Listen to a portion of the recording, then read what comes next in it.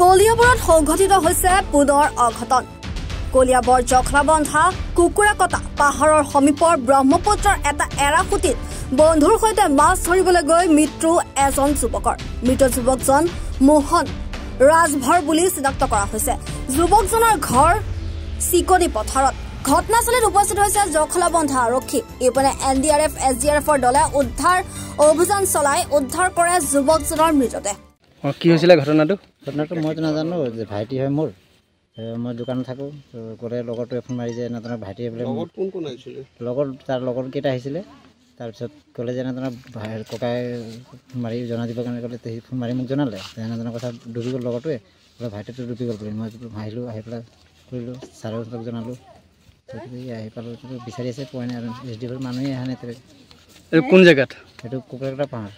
ল'ৰাজনৰ ঘৰ ক'ত? চিকনি পথাৰ। কি নাম? মোহন ৰাজভৰ। কিমানমান বয়স হ'ব? 26। পিছতে মই দাও লৈ আহিলোঁ খৰি নিবলৈ। তাক ক'লে এইফালে নাযাবি।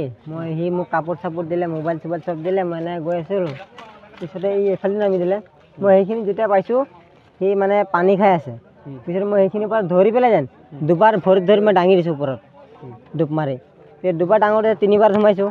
তেতিয়া মইতো উশাহ বন্ধ হৈ গৈছে না। পিছতে মই ডাঙৰ পিছতে নাপালোঁ আৰু নাপাই পিছতে আৰু মই পিছতে ফৰেষ্টৰ মাতিব দিলোঁ। ডিপাৰ্টমেণ্টৰ মানুহ পোৱালি দুটা। ল'ৰাটোৰ নাম মোহন ৰাজভৰ। গা ধুব অহা নাই মানে হেৰি বেলেগৰ লগত আহিছিলে। মই ক'লোঁ খৰিয়াল মাৰি যাবি নেকি? মই চিনাকি নাম আমাৰ গাঁৱৰে। সি ক'লে কি যাম বোলে। সেই লগৰ কেইটামান জাল পাতিছিলে ইয়াতে। সি ক'লে কি জালটো চাই যাওঁ বোলে। পিছতে সি চাওঁতে এইখিনিতো পূৰা খাই আছে না এনেকুৱা দ আছে মাজতে। সি মানে পাৰ হওঁতে ডুবি আছে। মই সেইখিনি গৰুকেইটা ওচৰতে পাইছোঁ। পাওঁতে মানে সি যেতিয়া ডুবি আছে মই দৌৰ মাৰি আহিছোঁ। দৌৰ মাৰি আহি পেলাই দুবাৰ মই দাঙিছোঁ। তাক ক'লোঁ কি তই যা তলৰ পৰাই পানীৰ তলৰ পৰাই। মোৰ উশাহ বন্ধ হৈ গৈছে পানীৰ তলত। পিছতে উশাহ বন্ধ হওঁতে পিছতে মই ক'লোঁ আৰু মই 3বাৰ যদি ডুব মাৰি পেলাই নাপালোঁ। পিছতে মই ক'লোঁ মানুহবিলাক মাতিলোঁ। মাতাৰ পিছতে আপোনাৰ মানে হেৰি ফৰেষ্টৰ ডিপাৰ্টমেণ্টৰ মানুহ মাতিব দিলে। মাতিলোঁ। 2জন মানুহ আহিলে চিভিল ড্ৰেছত। তাৰপিছতে সিহঁতি ক'লে গাৰ্জেন মাতিব দে। মই পিছতে তাৰ বস্তুবিলাক লৈ পেলাই মই ঘৰত গুচি গ'লোঁ। ঘৰত গৈ মানুহ মাতিছোঁ। তাৰ দাদাই ফোন মাৰিছে। তাৰ দাদাই ফোন মৰাৰ পিছত ক'লোঁ কি মোহনা ডুবি আছে। তাৰ ভায়েও ফোন মাৰিছে। কৈছে ডুবি আছে ডুবি গ'ল তই দাদাক ফোন মাৰ এনেকৈ ক'লোঁ। পিছতে সি মানে বিশ্বাসে নকৰে আৰু তাৰ ভাইটো বিশ্বাসে নকৰে। বিচাৰিছোঁ মই একবাৰ। পিছতে এই ঘৰৰ পৰা আহি পেলাই মই ইয়াত ধৰিছিলোঁ এইখিনিত ভৰিত মানুহকেইটা মাৰিছোঁ নগ'লে। সেইকাৰণে মানে ময়ো তলত পানী খাইছোঁ না মই কেনেকৈ ধৰিম। ডুবি আছে তলত।